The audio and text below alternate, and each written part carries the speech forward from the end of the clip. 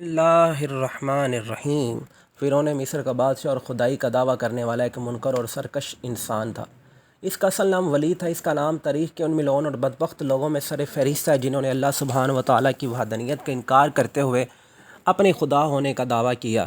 اپنی اطاعت سے انکار کرنے والوں اور اللہ تعالیٰ پر ایمان لانے والوں پر مظالم کے پہاڑ توڑے، ان کا قتل عام کیا اور اللہ تعالیٰ کی ناراضگی اور عذاب کو دعوت دیتے ہوئے رہتی دنیا کے لیے نشان عبرت بن گیا۔ آج ہم آپ کو بتائیں گے کہ فرعون کی بیوی یعنی حضرت آسیہ علیہ السلام کے ایمان لانے کا واقعہ کیسے پیش ہوا، لیکن اس سے پہلے آپ سے گزارش ہے کہ ہمارے اس چینل کو سبسکرائب کر لیں تاکہ ایسی مزید ویڈیوز بھی آپ تک پہنچتی مزید رہیں۔ حضرت آسیہ علیہ السلام اپنے ایمان لانے سے پہلے بھی ایک نیک اور خدا ترس انسان تھیں اور ایک سچے عقیدے اور حق کی روشنی کی تلاش میں تھیں۔ شاید یہ اللہ تعالیٰ کا حکم تھا کہ وہ وقت کے جابر اور سرکش حاکم کی اہلیہ تھیں۔ یہ وہ دور تھا جب حضرت موسیٰ علیہ السلام نے اپنی بنی اسرائیل کو کفر اور نافرمانیوں کا راستہ ترک کر کے ایک اللہ کی وحدانیت کا اعتراف کرنے اور اس کی عبادت کرنے کی دعوت و تبلیغ کا سلسلہ شروع کیا۔ جب فرعون کو حضرت موسیٰ علیہ السلام کے لوگوں کو ہدایت کا راستہ دکھانے کے معاملے کی خبر ہوئی تو اس نے لوگوں کو ایک بڑے میدان میں جمع کیا اور اپنے چند ماہر اور تجربہ کار ترین جادوگروں کو میدان میں اتارا تاکہ وہ اس کی طاقت کے کچھ ایسے مظاہرے لوگوں کو دکھا سکیں جن کے سامنے موسیٰ علیہ السلام بے بس ہو جائیں اور لوگ ان کی تعلیمات کا اثر قبول نہ کر سکیں اور انہیں جھوٹا اور جنونی تصور دیں۔ جادوگروں نے کچھ رسیاں زمین پر پھینکیں، وہ جادو کے زور سے سانپ بن گئی جو زمین پر پھن پھیلا کر چلنے لگے اور لوگوں میں خوف و دہشت پھیلانے لگے۔ حضرت موسیٰ علیہ السلام نے اس کے جواب میں اپنا معجزاتی عصا زمین پر مارا، جس کے زمین پر پڑتے ہی زمین سے اژدہا نکل آیا جو دیکھتے ہی دیکھتے ان سب سانپوں کو نگل گیا۔ جادوگروں نے یہ منظر دیکھا تو فوراً حضرت موسیٰ علیہ السلام کی دعوت و تبلیغ پر ایمان لے آئے۔ فرعون کو جب اس بات کی خبر ہوئی تو وہ توبہ طائب ہو کر ایمان لانے کی بجائے مزید سرکشی اور غیظ و غضب میں مبتلا ہو گئے۔ حضرت موسیٰ علیہ السلام اور ان کے راستے پر چلنے والوں پر زمین مزید تنگ کرنے لگا۔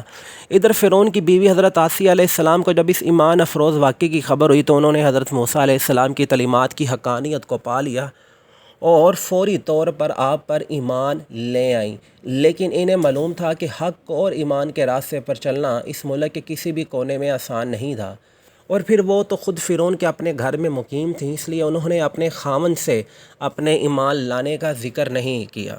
ایک روز ہوا یوں کہ فرعون کی بیٹی کی خادمہ اس کے بالوں میں کنگھی کر رہی تھی کہ یکایک کنگھی اس کے ہاتھوں سے زمین پر گر گئی اور اس کے منہ سے نکلا بسم اللہ۔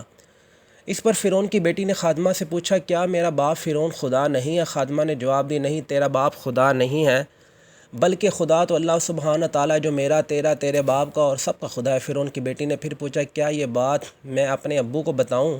خادمہ نے جواب دیا، ہاں بتا دے۔ فرعون کو جب اس بات کا پتہ چلا تو اس نے خادمہ کو بلوا بھیجا۔ جب وہ عورت بادشاہ کے سامنے پیش ہوئی تو بادشاہ فرعون نے پوچھا، بتا کیا میں خدا نہیں؟ اس نے خادمہ نے جواب دیا کہ نہیں، خدا تو نہیں بلکہ میرے رب تعالیٰ ہیں۔ فرعون نے بار بار یہ سوال دہرایا مگر خادمہ ہر بار یہی جواب دیتی رہی۔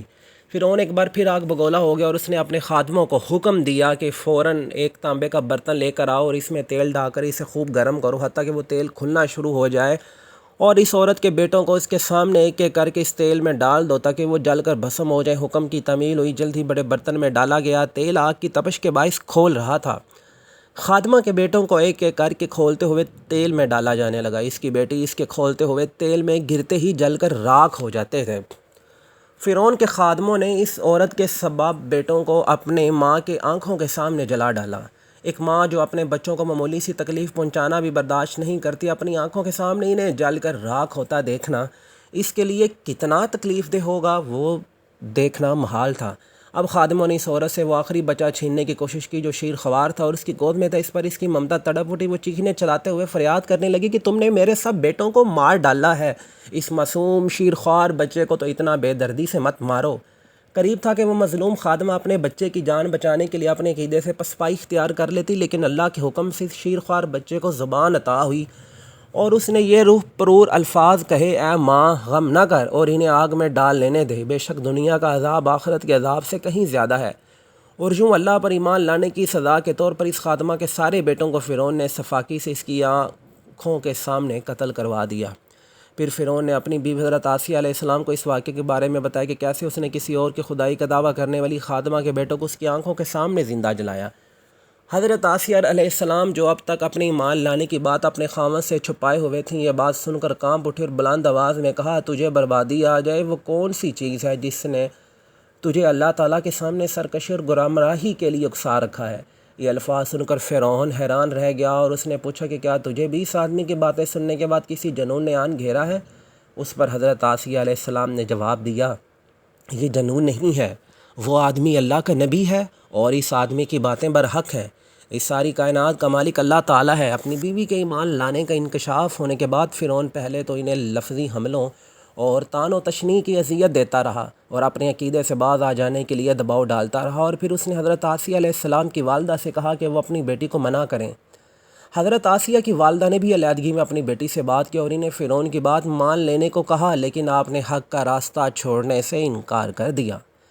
کچھ ہی عرصے کے بعد فرعون نے اپنی بیوی یعنی حضرت آسیہ علیہ السلام سے کہا کہ تیری بیٹی کو بھی تیری طرح میرے علاوہ کسی اور خدا کا جنون سوار ہو چکا ہے، بہتر ہے تو باز آ جا ورنہ مجھے کچھ تدبیر کرنا ہوگی۔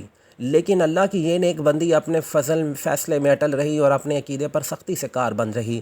فرعون نے حضرت آسیہ علیہ السلام کو سمجھانے میں ناکامی پر انہیں جسمانی اذیت دینا شروع کر دی، یہاں تک کہ ایک مرتبہ حضرت آسیہ علیہ السلام کے ہاتھوں میں کیل گاڑ کر انہیں کھلے آسمان کے نیچے اس طرح لٹا دیا گیا کہ تپتے ہوئے سورج کی شعائیں براہ راست ان کے چہرے پر پڑتی تھیں، لیکن ان کا عقیدہ و ایمان غیر متزلزل رہا۔ حضرت آسیہ علیہ السلام نے اللہ تعالیٰ سے دعا کی، اے اللہ مجھے فرعون کے ظلم سے نجات دلا اور مجھے اپنے قریب کوئی گھر عطا فرما اور مجھے بخش دے۔ اور اپنے ہر حربے میں ناکامی دیکھنے کے بعد فرعون نے اپنے پیروکاروں کو حکم دیا کہ وہ ایک بڑی چٹان کا بندوبست کریں اور آسیہ سے آخری بار پوچھیں کیا وہ اپنا عقیدہ چھوڑنے کو تیار ہے۔ اگر وہ ہاں کہے تو وہ اسے عزت کے ساتھ واپس گھر چھوڑ دیں گے، وہ میری بیوی ہے، اگر نہیں تو اس چٹان کے نیچے اسے کچل ڈالیں گے۔ ایسا ہی کیا گیا۔ حضرت آسیہ کو ایک بڑی چٹان کے قریب لا کر ان کے خدا کے بارے میں پوچھا گیا۔ حضرت آسیہ علیہ السلام نے نگاہیں اٹھا کر آسمان کی جانب دیکھا، انہیں دور آسمان پر ایک موتی جگمگاتا ہوا دکھائی دیا اور انہیں اطمینان مل گیا۔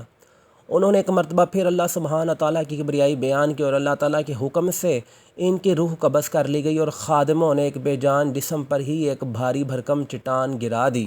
اب سب کی سماعتوں کا بہت بہت